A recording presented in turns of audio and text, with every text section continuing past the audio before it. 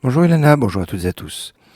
Dans le temps, il était possible que pour les habitants des petits villages qui n'avaient personne pour leur lire la Megillah, de lire la Megillah à ces personnes le lundi ou le jeudi qui précède le 14 Adar, si celui-là ne tombe pas un lundi ou un jeudi.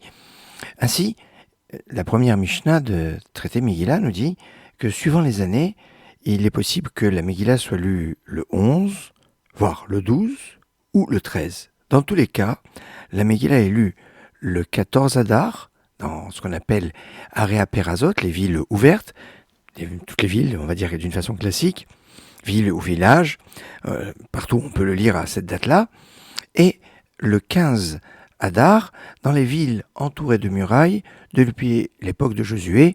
Concrètement, aujourd'hui, ce n'est qu'à Jérusalem où c'est le 15. Autrement dit, il y a 2 jours où, tous les ans pratiquement, on lit la Megillah à ces dates, 14 et 15.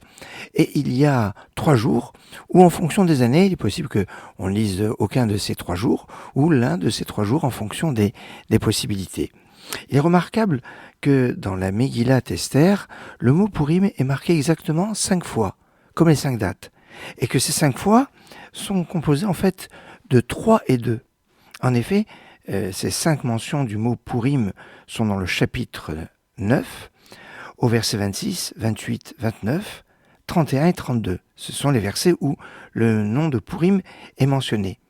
Mais il est remarquable que les 2 premières fois, dans le chapitre 9, donc au verset 26 et au verset 28, le mot Purim est écrit malé, c'est-à-dire avec un vav entre le P et le Resh, pour lire Purim sans aucune erreur possible. C'est plein. Purim fait référence au 14 et au 15 Adar.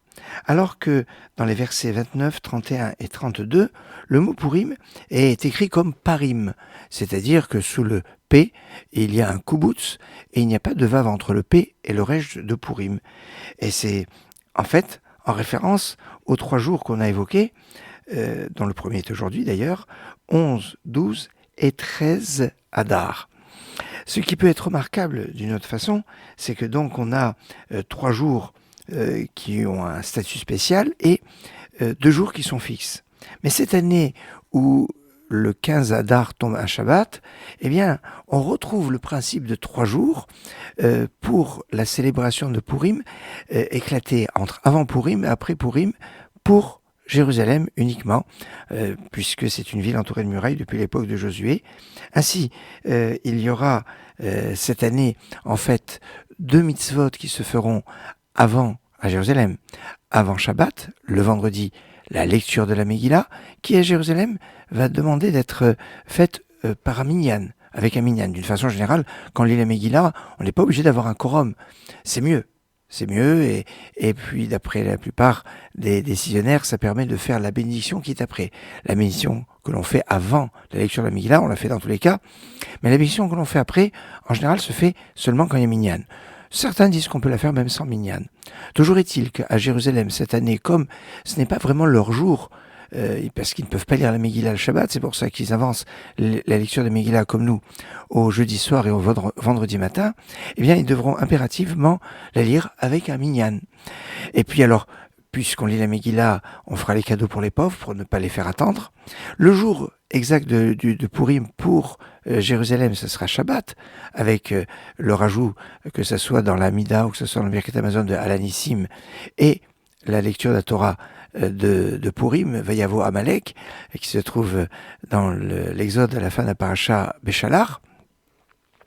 Et le festin ne pouvant pas se faire le jour du Shabbat, il sera repoussé au dimanche avec les cadeaux que l'on voit à son prochain. Et donc on va avoir Purim qui va être éclaté sur 3 jours avec 2 mitzvot chaque jour, lecture de la Megillah et les cadeaux pour les pauvres pour le vendredi, le rajout dans la prière de l'Anissim et la paracha de Purim le Shabbat, et le dimanche, le festin et les cadeaux quand on voit les uns aux autres. C'est tout cela, évidemment, à Jérusalem uniquement que cela se fera. Pour nous, eh bien, il va y avoir une incidence pour le festin, mais on a eu l'occasion déjà d'en parler. Je vous souhaite une excellente journée.